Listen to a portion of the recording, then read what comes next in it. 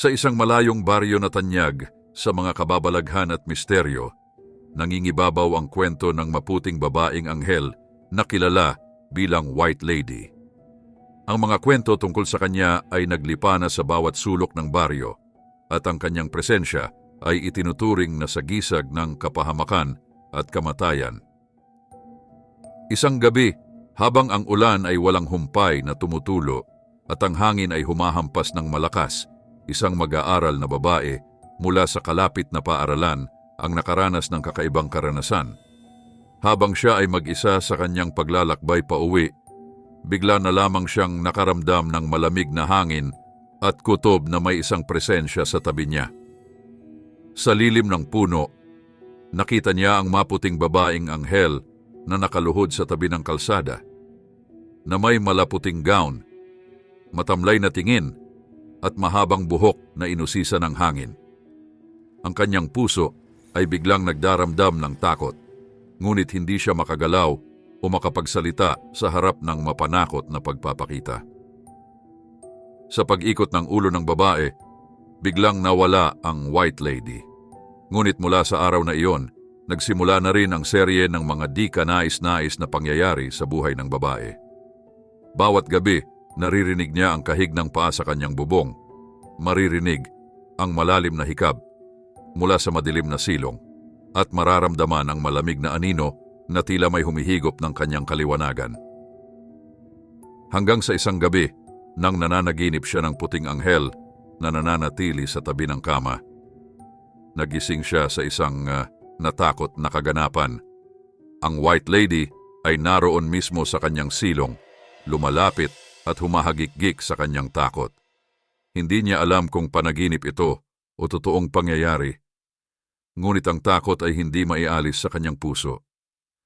Ang mga tagapamahala ng baryo rin ay namumuhay sa takot sa bawat kinakatakutan na pagsiklab ni White Lady. Ang lahat ay nangangamba sa kanilang kaligtasan habang hinaharap ang walang awan ng puting anghel na itinuturing bilang sagisag ng kamatayan.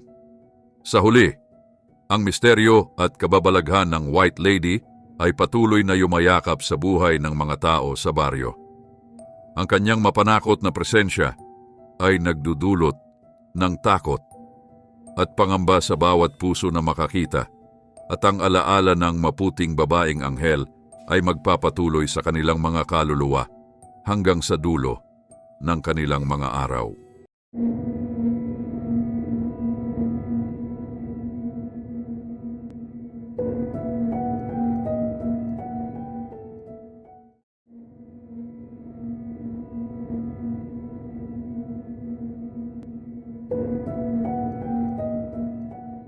Old Diplomat Hotel Baguio, Pilipinas. Ang nakakatakot na abandonadong gusaling ito na may madilim na kasaysayan ay sinasabing isa sa mga pinaka-haunted na lugar sa Pilipinas. Tingnan ang lahat ng mga larawan ang East Wing Inner Gardens mula sa pinakamataas na palapag nito. Bagaman ito ay orihinal na itinayo bilang isang retreat house para sa mga praile ng Dominican Order, karamihan sa kasaysayan ng sirasirang gusaling ito ay naging mapayapa. Ang Dominican Hill Retreat House ay itinayo noong 1913 sa ibabaw ng isang burol sa sikat na Philippine City of Pines. Sa pagsiklab ng ikalawang digmaang pandaigdig, naging kampo ito ng mga refugee na tumakas sa hukbong Hapones, ngunit kalaunan ay sinalakay. Ang mga lihim na pulis ng Hapon, ang Kempei Tai, ay gumawa ng kakilakilabot na mga gawa ng kalupitan, pagmasaker, panggagahasa, at pagpapahirap sa marami sa mga naninirahan, at kahit na pinugutan ng ulo ang mga madre at pari. Noong 1970s, ang war-torn na gusali ay ginawang sopistikado at magandang diplomat hotel, ngunit ang hotel ay isinara noong 80s at iniwang inabandona. Ang desyerto, lumalalang gusali ay naging kasumpa-sumpa sa pagiging isa sa mga pinaka-pinagmumultuhan na mga guho sa bansa. Iba't ibang alamat at kwentong multo ang pumapalibot sa kulay abo at hugasang pulang dingding nito. Maraming tao ang nakakita ng walang ulo na mga aparisyon sa gabi at iniulat na nakarinig ng mga hiyawan, iyak, kalabog sa mga pinto at iba pang kakaiba at desperadong ingay. Ang ilan ay naniniwala na ang gusali ay pinagmumultuhan ng hindi mapakali na mga espiritu ng mabangis na kasaysayan nito. Ang umano'y pinagmumultuhan na guho ay umaakit ng pagdagsa ng mga bisita at ang lumang hotel ay nasa ilalim ng rehabilitasyon ng pambansang pamahalaan bilang isang heritage and nature park. Ang hotel ay may 2 palapag at isang accessible na roof deck na may malawak na tanawin ng lungsod at ang kanlurang pakpak nito ay nilinis at niremodel bilang isang event space.